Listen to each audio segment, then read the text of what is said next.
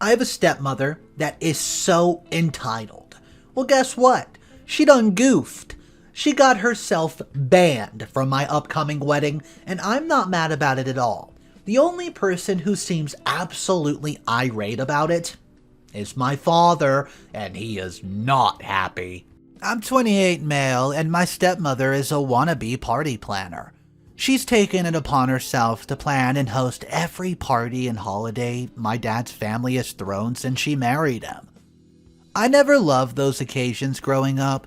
She's controlling and gets upset if people complain about anything. But humored her for my dad's sake. According to him, this helps her feel included.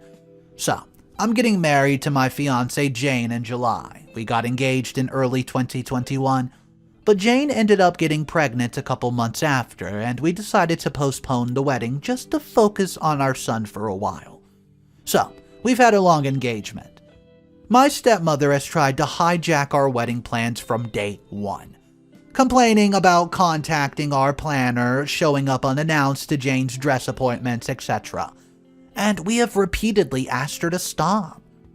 Dad wants us to humor her, but she's clearly resentful of the fact that she's not hosting the wedding or being labeled, quote, mother of the groom in invitations.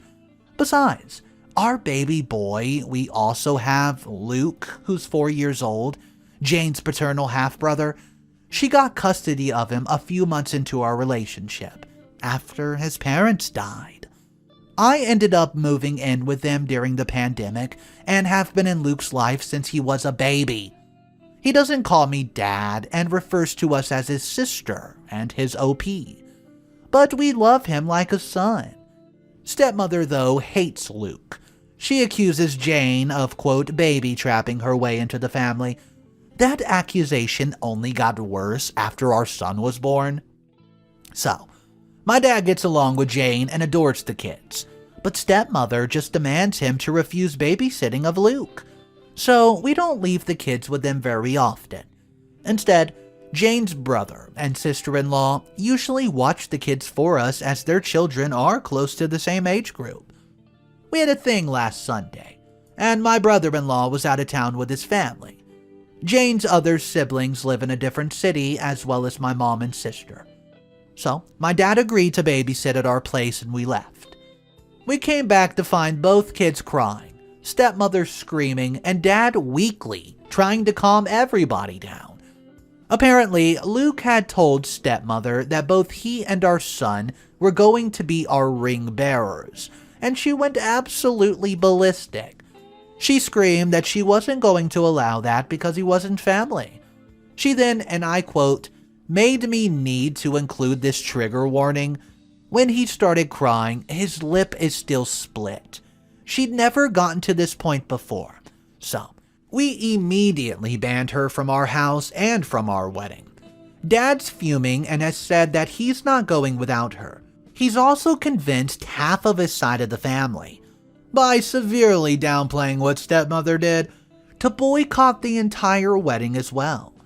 This includes my stepbrother, who fully agrees with his mother no matter how many times I try to tell him the truth. Me and Jane are refusing to budge, but many of my cousins who aren't coming anymore are asking us to reconsider. Pretty much all of Jane's family agrees with us, but one of her aunts has suggested that maybe stepmother is acting out because she doesn't feel welcome by my family. I've honestly had it with my family enabling her behavior. I mean, guys, I love my dad, and I really want him at my wedding, but I'm more than willing to go no contact if it means protecting my family. Edits. Hey guys, I think I accidentally deleted the paragraph where I mentioned this, but we did press charges. We took Luke to the pediatrician the next day and gathered every piece of evidence we had. Not only did we have pictures of Luke's face, but by some miraculous strike of luck, we also had nanny cam footage. Some commenters were right to assume that my stepmother had not been invited to our house. But my dad hasn't really gone anywhere without her in years, so we took precautions. We didn't expect her to actually do anything this awful, but we've never trusted her with the kids. The physical attack happened off camera, but there is some footage of her screaming and Luke crying before and after the event. She now has a child abuse charge on her rap sheet. We would not let her get away with this. Thanks for your concern, guys. Edit 2. There's a lot of additional info I want to add because of the comment section. I'll try to respond to at least some of your comments, and I did not expect the amount I've gotten. But I'll also add for now that Luke is okay. The visit of the pediatrician happened the day after, and he already had a counselor. Jane was pretty traumatized when her dad and stepmom died, and was worried it'd rub off on him, and will continue treatment. We've been hugging and pampering him a little more than usual too. He's upset, but is already doing so much better. Update number 1. Hey guys, I want to thank everybody who took the time to read and comment on my previous post. It's been a tough week, but it's always great to know that people care, and I haven't been able to reply to every single comment. But I will try to address some in this update. This might get a little long. I'll start off by saying that me and Jane are going no contact with my dad and stepmother. We haven't really spoken to either of them since the incident, and I don't plan on being the one to reach out. Any communication between us is being handled by my younger sister. She's completely on our side, but will remain in low contact for the time being. I've decided to adopt Jane's way of dealing with people she cares about. Forgive what's apologized for, but never forget. Basically, if dad or stepmother ever truly understand what they did wrong and sincerely apologize, we are willing to forgive them even if begrudgingly so. But we will never ignore it or let them forget what they did to our family. And for the time being, neither of them will be allowed near Luke, our baby, and any other kids we may have in the foreseeable future, even if we do forgive them. As for the rest of the family, I read a lot of comments suggesting that I post pictures of Luke's face as well as the nanny cam footage. I'm not very active on social media, but even if I was, I'm not comfortable exposing my injured preschooler like that, especially given that nothing on the internet ever truly goes away. I also decided not to share the pictures with my family unless truly necessary. I should probably mention that while my family adores my dad, most of them aren't very fond of stepmother. She had 2 failed marriages prior to meeting my father, and the first which resulted into my stepbrother. And, well, he cheated on his then long-term girlfriend to be with her. My family loved that girlfriend and disliked stepmother right away. Not only has she been controlling and manipulative since the beginning, she's also tried to force her way into the quote, family matriarch, just by any means possible. Taking over planning duties for every family event was her favorite way to do it, because of all the attention and compliments that came with it. The main reason why I hated these parties growing up was because she'd always find a way to make everything about her, including Christmas and mine and my sister's birthdays. The rest of the family felt neutral about it, but they never liked her. With Luke, it was different.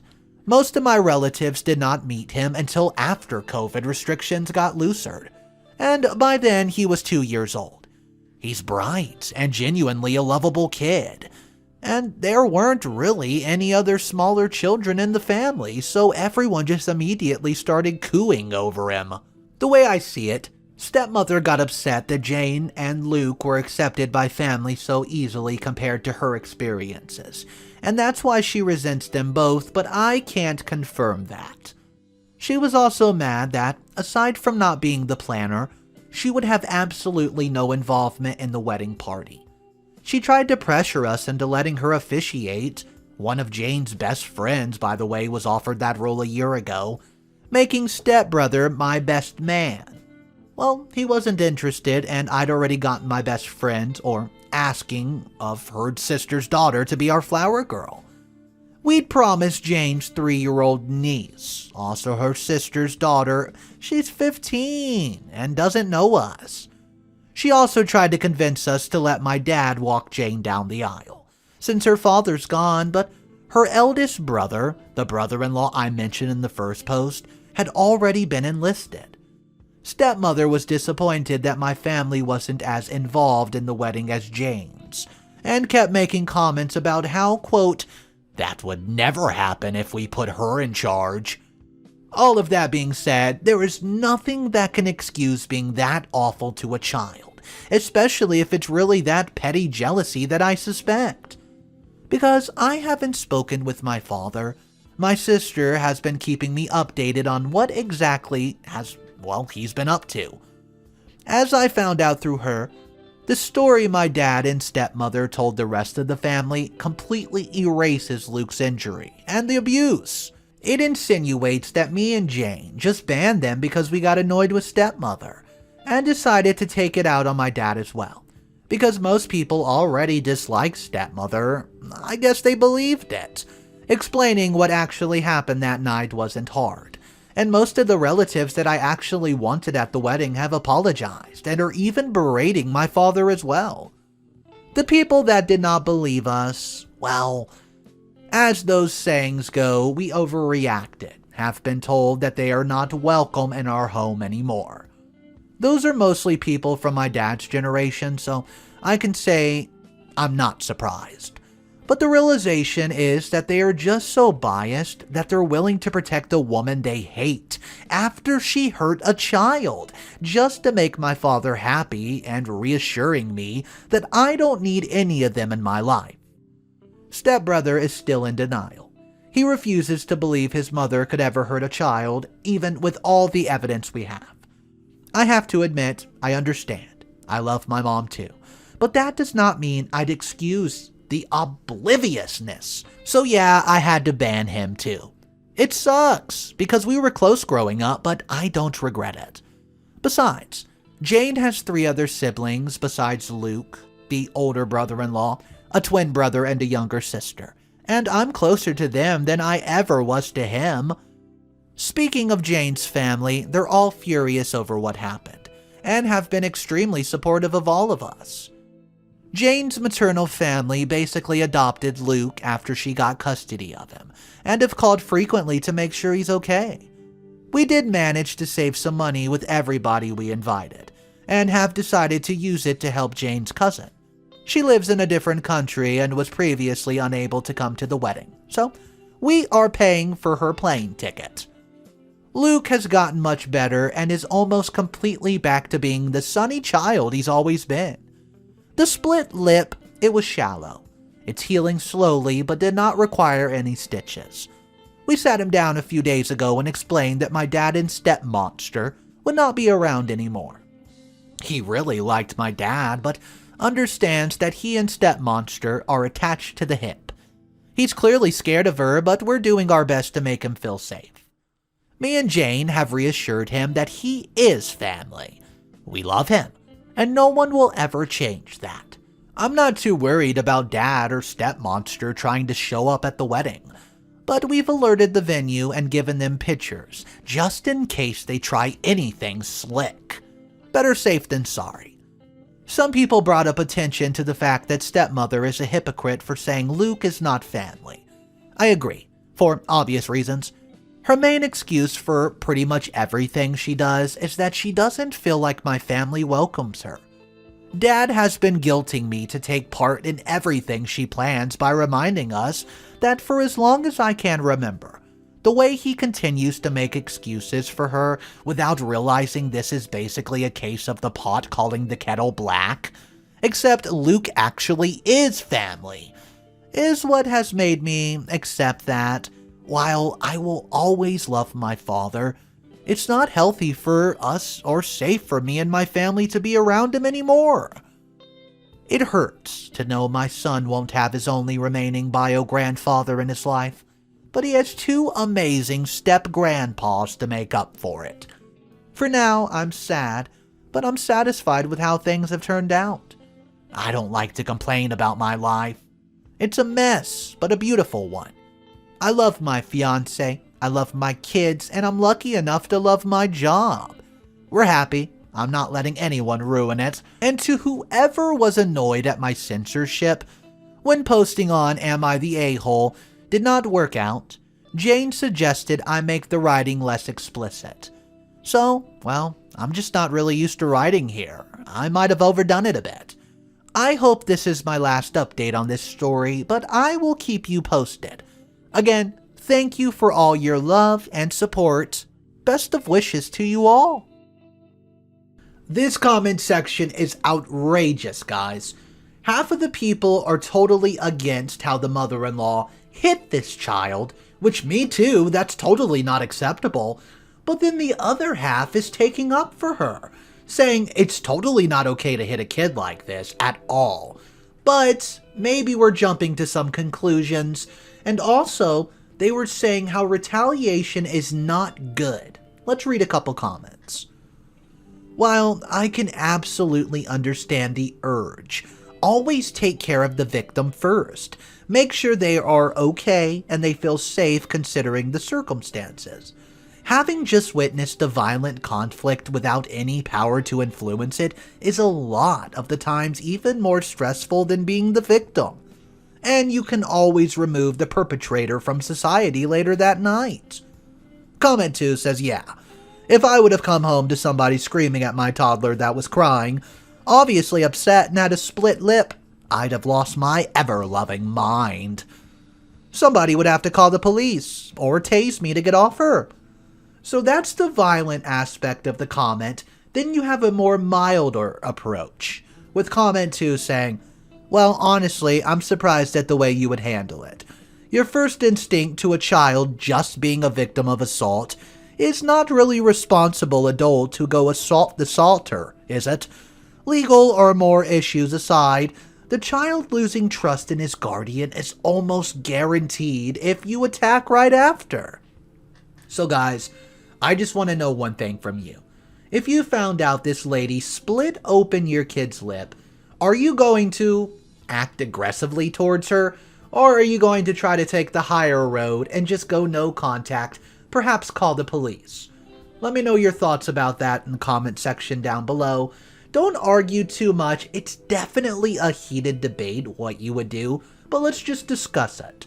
I'll see you guys in the comment section. Thank you for joining me on today's video. Make sure you subscribe for more daily stories, and I will see you in the next one.